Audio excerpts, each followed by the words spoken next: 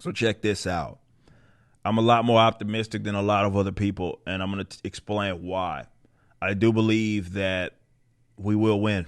And by we, who am I referring to? I think it's the people that value liberty, people that value private property rights, people that value with those private property rights from which all private property rights stem from in self-ownership, and that you own yourself and therefore your own body.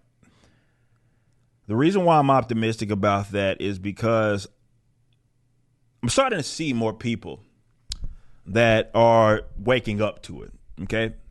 Yeah, we've covered some great news here. We've covered people that are seeing how rotten the public education system is.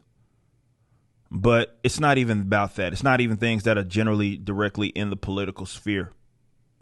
It's more the things that are outside of it. And though there are still people that we're trying to pry away from that because they don't get it, right? We did a video not too long ago talking about Mike Cernovich saying some retarded shit regarding comic books because, only incels or some shit read comics, or that's the only people that care about comic book characters.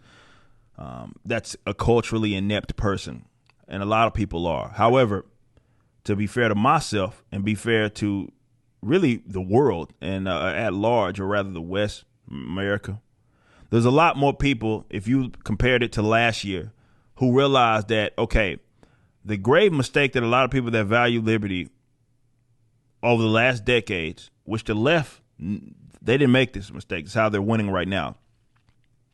But the grave mistake that a lot of people made was that they neglected things such as subculture and culture. And what I mean by that is these things that are shared, like set of shared traits and attributes, and things that people value that aren't necessarily directly political, right? But they matter to people. Sports matters to a lot of people. I don't care if you think it's a bread and fucking circus. Art, other things that really matter, and they are very influential. It is no accident while the authoritarian left seeks to have artists, entertainers, actors, actresses that buck dance for them every single election cycle. There's a reason for that. And you might think, well, these guys are ditzy, these guys are stupid, who would listen to them? Well, your kids might, your youngsters might, I don't know, an entire generation of people may. It's not like they know who their local politicians are anyway. It's not like they know who their representatives are anyway, but they do know who the fuck Beyonce is, So what a lot of people are starting to realize is how, though they thought it was not important, it was trivial. That's what they thought. A lot of people say, oh, we're the smartest people in the room. Look at us. We're smart. We wear suit and ties. We went to Ivy League schools just like them. So we can't not win, right? We're going to always win. Look how smart we are. Then they realize, okay, these people don't give a shit because none of this makes sense. But it doesn't have to make sense as long as they have control and they have a bunch of brainless. Look at the last year and a half. Last year and a half showed you how quick things can change in an instant. Okay? COVID was an excuse to change a lot of stuff. But most importantly, how many people walked just right in direct line with whatever it is that they were saying, or rather, it didn't make any sense whatsoever. It was illogical. The reason why they were able to do that was because they control the culture. That's why. And when you do that, unfortunately, shit doesn't have to make sense. You're still influential. So it can be objectively wrong. We've seen these politicians and a lot of these government officials completely be on the opposite side of the same argument within like a month span, and they see no consequence. Why do you think that is? They have all the influence. They have all they control all of that.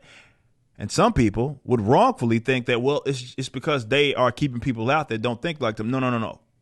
It's a right-minded kind of like thinking is what's going on. Because some people, for years, and this is what the people that have woken up and started to realize, they didn't care about that at all. So they neglected that stuff and often will push stuff back, like say it shouldn't exist, right?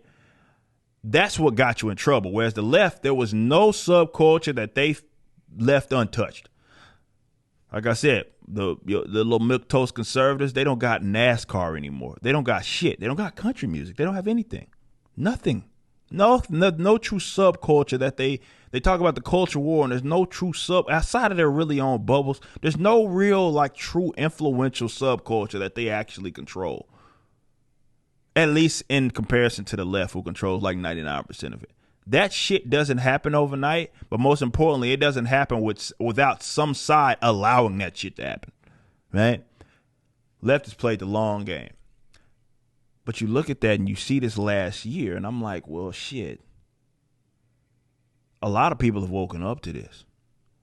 I've thrown my hat in there. I've seen success myself in being a open mind, a free, like just a person that's in the metalcore scene that has seen success. Yet I wasn't a deranged leftist, and I didn't have to hide that.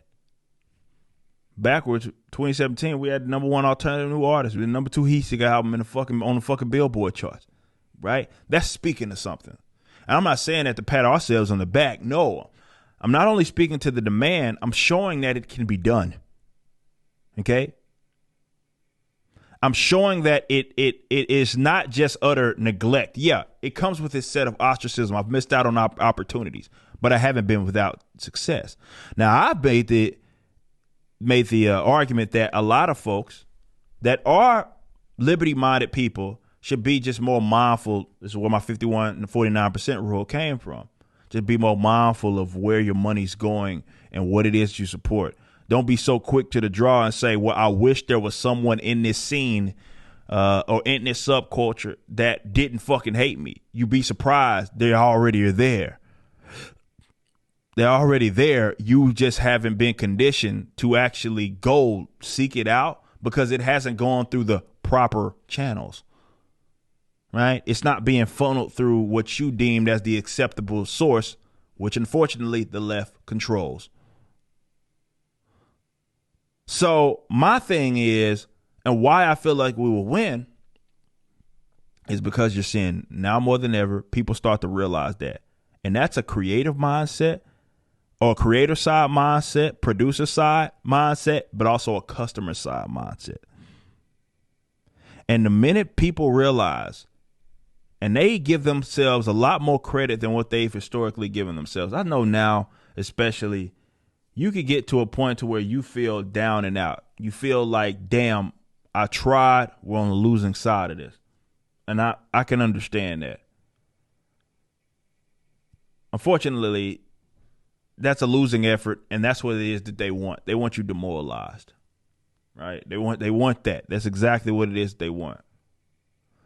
But you're not giving yourself enough credit in the power of groups of individuals, right?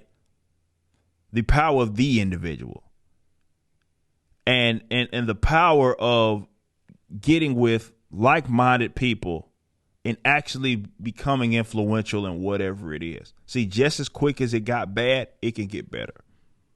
That's the way to look at it. So anybody who looks at, let's say, what it is that I want to accomplish or what it is that some of these more ambitious, liberty-minded people want to accomplish, and you think that's unrealistic, I would encourage them to just look at the past year. A year and a half. If you would have said prior to March in 2020, we'd be living in a world where face diapers were worn just outside regularly and randomly, they would have said you're fucking stupid. Yet here we are. If you would have said I would have had to, for a virus with a 99% survival rate, I would have had to provide proof that I've been vaccinated against it in order to, I don't know, fucking go to the fucking store. These people would have told you you're fucking crazy. Here we are. Here we are. But I'm not saying that to discourage you. I'm showing you that that's a prime example of the world changing, albeit for the worst in that case, but it changing when you just got a bunch of people to believe something that in a lot of cases it wasn't true. But it shows how fast things can change. That's all it took. It didn't even take a year and a half. I'm just telling you what happened in that year and a half. Really, a lot of the scene got set up in a couple of months. Just as quick as it got bad, though, it could get better, man. So I'm encouraged, right? This is why I'm entering into the spaces that I'm entering in. I got one life to live. That's it. You wonder why I'm as ambitious as I am. I done fucking had a thing where I've expanded. I've done so many careers in one. And I turned 30 last year. Right? I'm just getting started as far as I'm concerned. I've been able to accomplish things in multiple genres of music. Being able to be a creative writer in some sense in that way. Been a ghost writer, right? Voice actor. I've done all of that, being an athlete up to a certain point even, right? And then going into the comic book space where I'm at right now. Done TV, politics, commentary. I've been able to do all of that shit because I recognize the importance of culture. And I don't hide who it is that I am because I don't think like that defeats the purpose, right? I want to be of some influence. But it takes, first and foremost, this is why people say, well, you should run for office. You would completely nullify my reach if I did that. It will be gone. Because that's not my calling. And it's not some of y'all's. You get strapped when that happens. Down. Whereas if you are more culturally involved, that influence expands. And it never stops. Even Breitbart understood this. You change the culture first, the politics change by default. It's not the other way around. And that's what a lot of people that value liberty thought that it was. It was the other way around. No. It's on the downstream, baby. The issue is that there's not a whole lot of liberty-minded cultural representation. And people that are confident and most importantly good at whatever creative space that they're in as a producer. And the customers, unlike the left, aren't as mindful. So you'll go lace up the pockets of people that fucking hate you. You go watch a movie and a movie actress who's a deranged leftist will then win the award and then tell you how much you fucking suck because you didn't vote in the way that they vote. See, this is something that even I myself have had to become more mindful of, right? In order to follow my own 51% to people that don't hate me. And if I have to give money to some other folks, let's dedicate less than half of that to that. My resources, my time, my effort. But because I know how easy of a change that is, right? And, you turn, let's say, I don't know, whatever. I'm just using this as an example. I'm not saying this is going to happen. Gina Carano. You guys have the power to turn her to the biggest actress in the fucking country. Not even joking. I'm not joking. You have the power. Don't short yourself. You have the power to do that. Sure. What she may be doing it may not be through the proper channels, right? It's not going to be through the usual channels. It's not going to be funneled. Remember, the left already controlled that. They done their work. But you have the power and resources to reroute if she's doing something that is good, of course, to reroute your time, focus, effort, money to that, and you could turn her into the biggest goddamn superstar, biggest fucking source of influence in the entertainment space in that aspect of like movie acting and all of that shit. You have the power to do that. You have the power to do that. But it's going to take effort and it's not going to be handed. But we need more people in that space. That's why I said, if you are in that space, stop emailing me. Stop that shit. You email me, say, man, I love what you say. I agree with everything it is that you say. That's not good enough. That's not doing this movement any good. How about this? Out yourself and do it proudly without fear of being ostracized. They're going to do that shit anyway. Go do it. Go fucking do it. And as more people do that, and as more people realize the importance of it, and this is why it's titled in the way that it is, we are going to win. Because they can't. Once people become more mindful, like I'm giving you the blueprint of success. Don't listen to these little black pillars motherfuckers who think we doomed for failure. Fuck those guys. Fuck those guys. Those guys have whatever the left was trying to do them, whip them into shape and pimp them. That's what happened. They got demoralized. Don't listen to those fucking clowns. We are going to win. And that takes effort, but it's something that can be done. More people are becoming mindful. I've seen it and I love it.